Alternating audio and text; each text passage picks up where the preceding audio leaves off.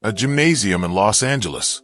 Afternoon light, cutting through high windows, striping the hardwood floor in bars of gold and shadow. Two men standing 12 feet apart. No ring, no referee, no rules agreed upon. One of them is the most decorated amateur boxer alive. 6 feet 2 inches. 211 pounds of trained, tested, internationally certified power. Gold medal hanging in a locker 40 feet away. The other man is 5 feet 7, 138 pounds, wearing street clothes, dark slacks, a plain shirt, soft shoes not designed for any sport at all.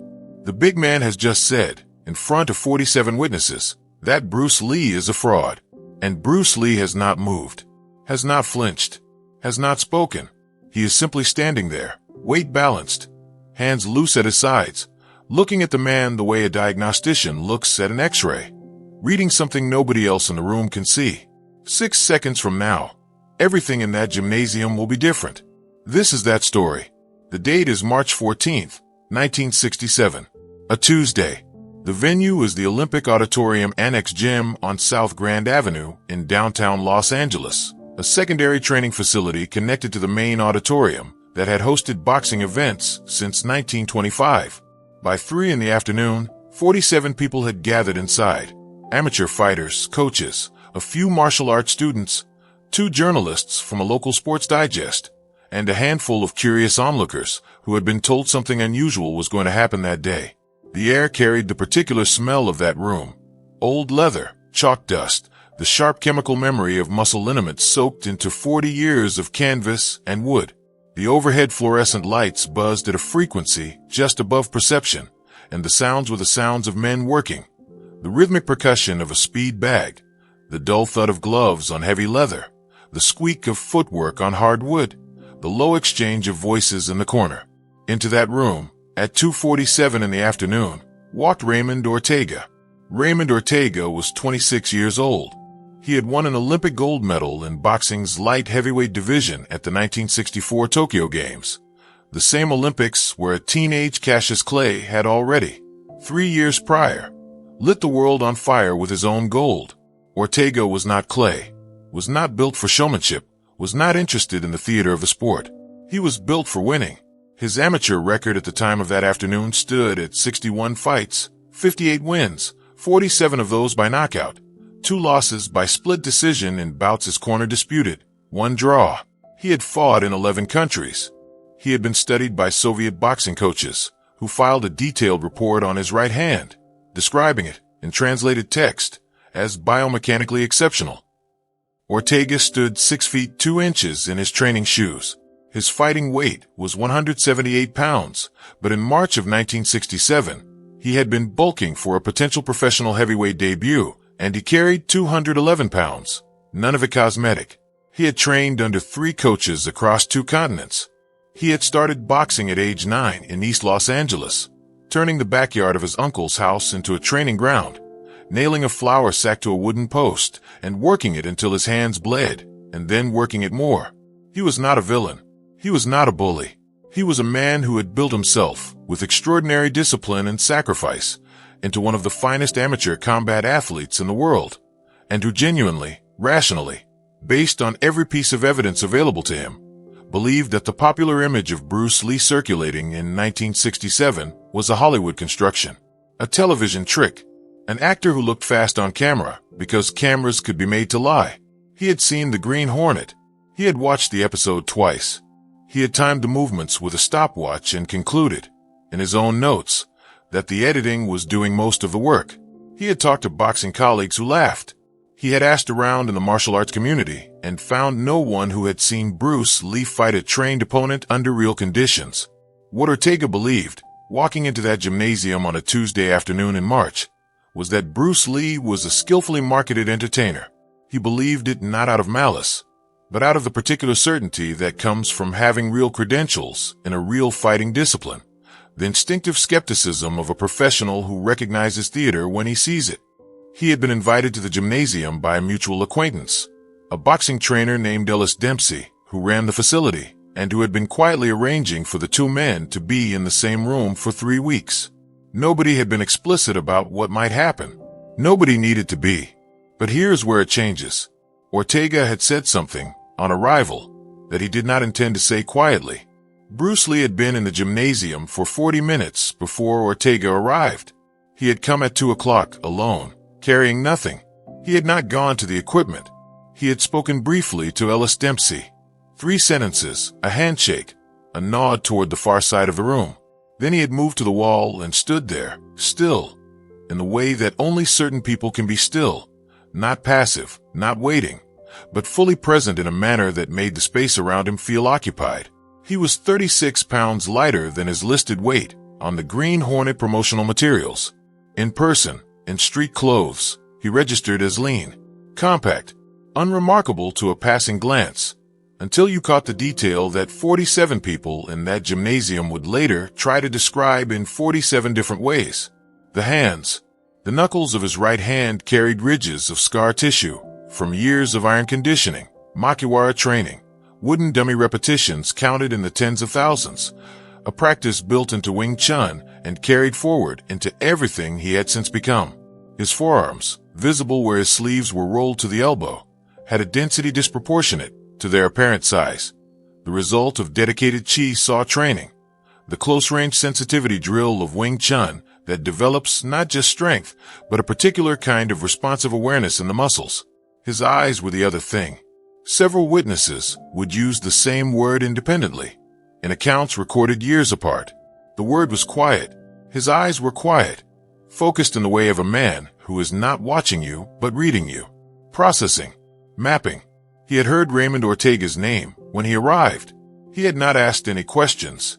He had simply positioned himself where he could observe the room. And he had observed. When Ortega walked in at 2:47 and his voice carried across the gymnasium, loud, confident, dismissive, the trained projection of a man who had never needed to lower his voice to be respected, Bruce Lee did not turn his head. He was already looking in that direction. He had been looking in that direction for 8 seconds before the door opened. And what happened next, nobody expected. He smiled, briefly, privately, not at Ortega, at something he had apparently just confirmed. Ortega's exact words, as reconstructed from 3 independent witness accounts, were these. "I've been told I'm finally going to meet the great Bruce Lee. Somebody point him out for me, because I've been watching television and I don't think he's real." Laughter moved through part of the room. Not all of it. The people who already knew who Bruce Lee was, there were perhaps a dozen, including 2 of his students who had been practicing in the far corner, went quiet in the specific way of people who understand that a very large stone has just been dropped into very still water. Dempsey made introductions. He brought the 2 men toward the center of the floor, and the crowd arranged itself without being asked. The instinctive theater that human beings perform whenever they sense a confrontation approaching. People stepped back. People leaned forward. The speed bag went silent. The heavy bag swung to a stop. Ortega looked at Bruce Lee the way a man with 58 wins looks at a man in street clothes who has never been in a sanctioned bout. He extended his hand, not unfriendly, but not humble either. "I respect the film work," Ortega said. "The athleticism is there. I just don't know how it translates." Bruce Lee shook the hand. He did not speak. Inside that silence, which lasted 4 seconds and felt to the witnesses like considerably longer, Bruce Lee was doing something the room could not see. He was measuring Ortega's grip, the placement of his weight, the slight forward lean of his shoulders, the 6-inch height differential, and what it meant for centerline positioning. Ortega had the reach advantage and the mass advantage and the technical pedigree of 61 documented fights. These were real advantages. They required a real answer, not a performance. A trainer named Carlos Medina, who had worked with Ortega's camp and was standing 6 feet away, saw Bruce Lee's weight shift, almost imperceptibly, perhaps a quarter of an inch change in his stance, and said later that the shift told him everything. "That's when I knew," Medina told a journalist in 1974. "That little adjustment, that was a man who had already done the math." Ortega pressed. He smiled at the room, building an audience. "My manager thinks I should study some of the Eastern methods. Maybe you could show me something? Something real, not camera work." 47 witnesses heard it. 47 people held something back. Breath, judgment, the reflex to intervene. A student of Bruce's named Danny Inosanto stepped forward from a far corner, began to say something, and stopped. Because Bruce Lee had finally spoken. 2 words. Quiet without theater. All right. Then, you choose the distance. Carlos Medina would say later that those 4 words, you choose the distance, were the moment he understood he was watching something he would spend the rest of his career trying to explain. Because in Jeet Kune Do, in the philosophy Bruce Lee had been building for 6 years, distance is not neutral. Distance is the entire conversation. By giving Ortega the choice, Bruce Lee was giving away nothing and revealing everything. He was showing the room, for anyone who could read it, that he had no preferred distance, that he was functional at all of them, that the choice was Ortega's problem, not his. The arena held its breath. Ortega chose close range. Of course he did. At close range, his mass, his grappling strength, his clinch work, developed across 11 countries and 61 fights, became decisive. It was the rational choice. It was the professional choice. It was, as Raymond Ortega would later acknowledge in a recorded interview, the first mistake he made. They squared off at approximately 4 feet of separation. No gloves, no mats beneath them, just hardwood floor, afternoon light, and 47 people close enough to hear them breathe. Ortega moved first. In the first second, he threw a probing jab, the universal opener, the question every boxer asks at the start of every exchange. At 211 pounds with a 78-inch reach, his jab arrived with a different geometry than anything Bruce Lee faced in standard martial arts training. It came high. It came wide.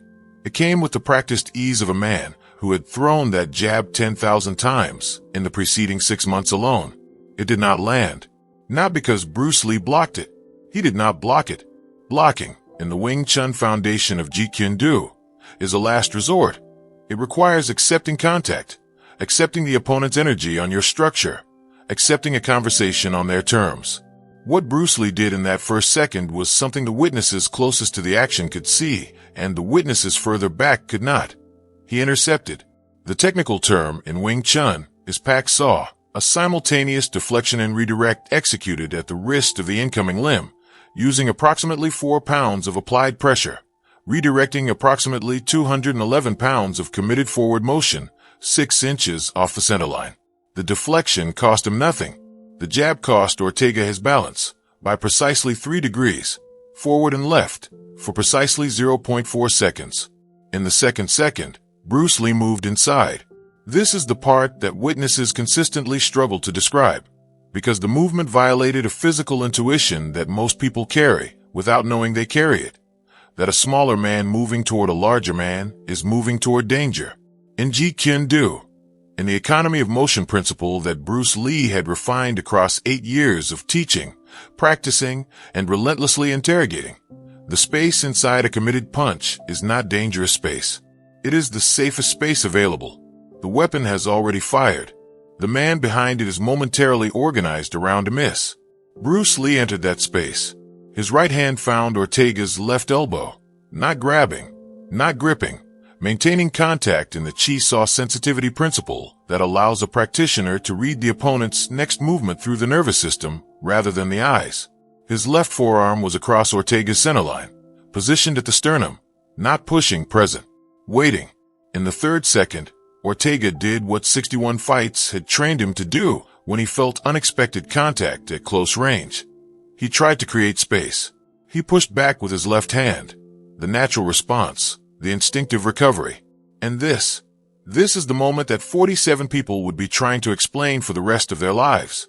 Because Bruce Lee did not resist the push. He absorbed it.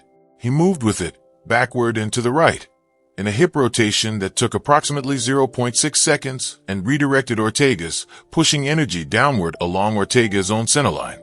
A gravity judo principle that requires no muscular opposition, only structural understanding. The 211-pound push resolved itself, not against resistance, but against geometry. Raymond Ortega's knees buckled, not from pain, from physics. He dropped 8 inches, his own legs folding under a load his own muscles had generated, and the crowd went silent. Not quiet, silent. The The specific silence of 47 people encountering something their nervous systems recognized before their minds could name it. The silence lasted 4 seconds and felt like considerably longer. That is not a trick. That is not television. That is centerline theory. The foundational principle that the most efficient path to disrupting a human body runs through the vertical axis it is organized around. Every movement Bruce Lee had made in those 3 seconds had been targeted at Ortega's centerline. The deflection redirected him away from it. The entry occupied it. The absorption collapsed him along it. 3 seconds. One principle. Applied with a precision that 61 sanctioned fights had not prepared the finest light heavyweight of his Olympic generation to answer. But here's where it changes again. Bruce Lee stepped back. He did not press. He did not follow. He stood at 6 feet of distance, weight balanced, hands loose, breathing at the same rate he had been breathing before the exchange began. He had a clear path to continue. He chose not to take it. 58 fights. 58 wins for Raymond Ortega before that Tuesday. 47 knockouts. 3 national titles. 1 Olympic gold medal. In 6 seconds, he had been folded. Not beaten. Not humiliated. Folded. The way a question folds when the person asking it suddenly understands that the answer was available to them all along. The room found its noise again slowly. Someone coughed. A speed bag resumed its rhythm from a far corner. 2 voices murmured low at the edge of the crowd.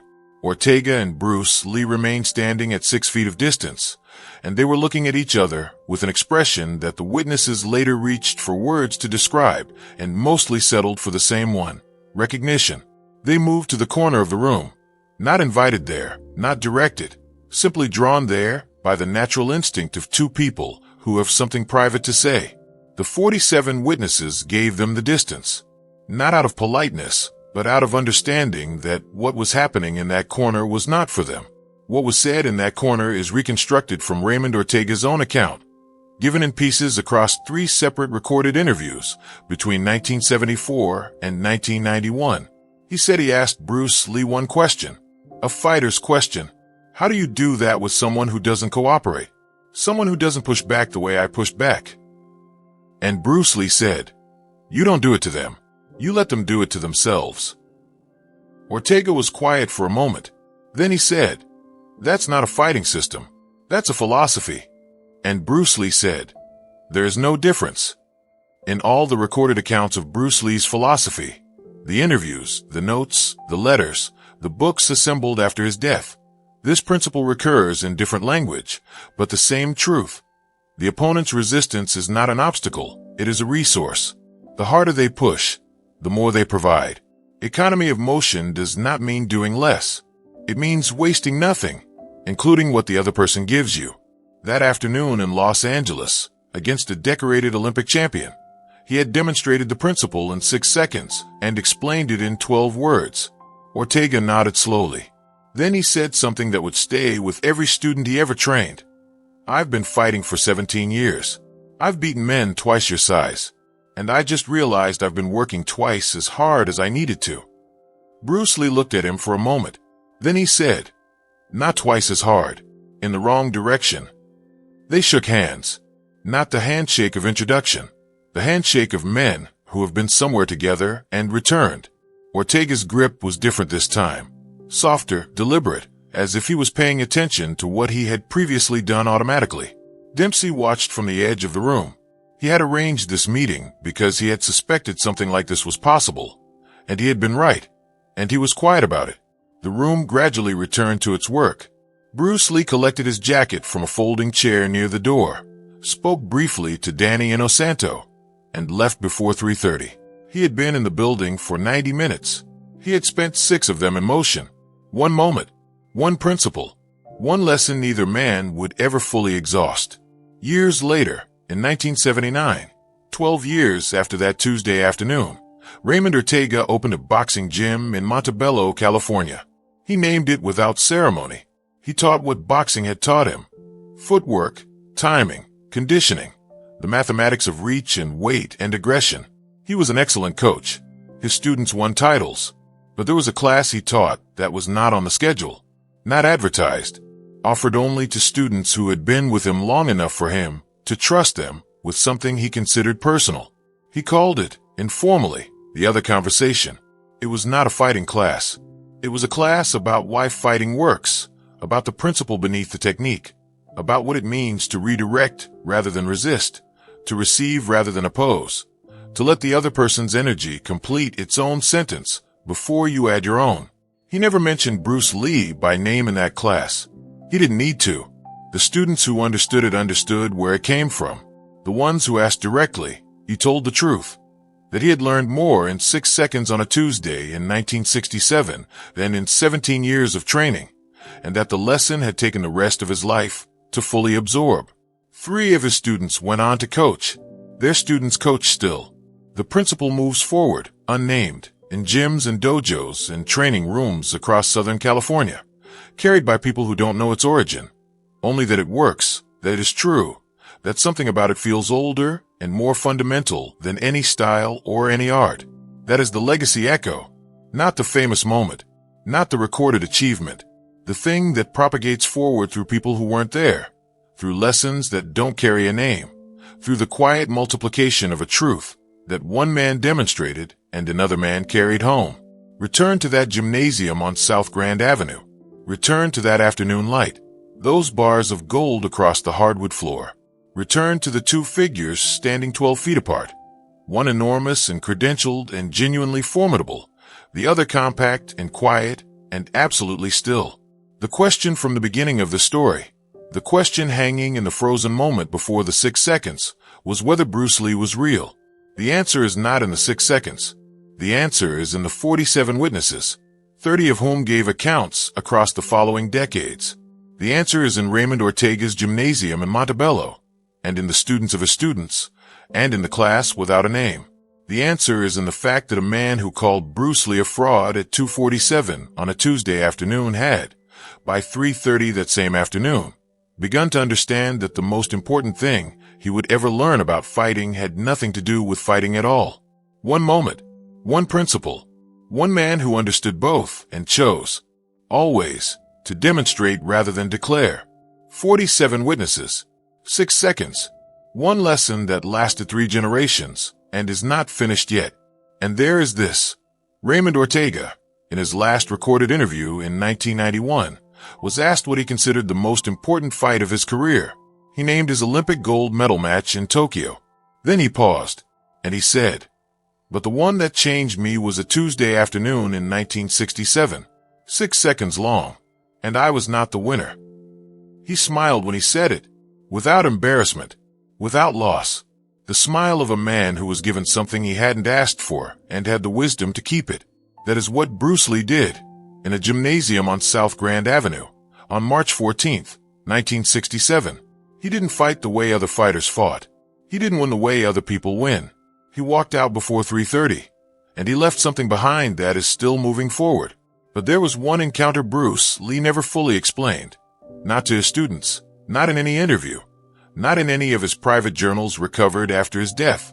A meeting in a different city with a different kind of opponent. An opponent who didn't challenge him publicly, who didn't make a scene in a gymnasium, who simply sent him a letter with 2 sentences and then waited.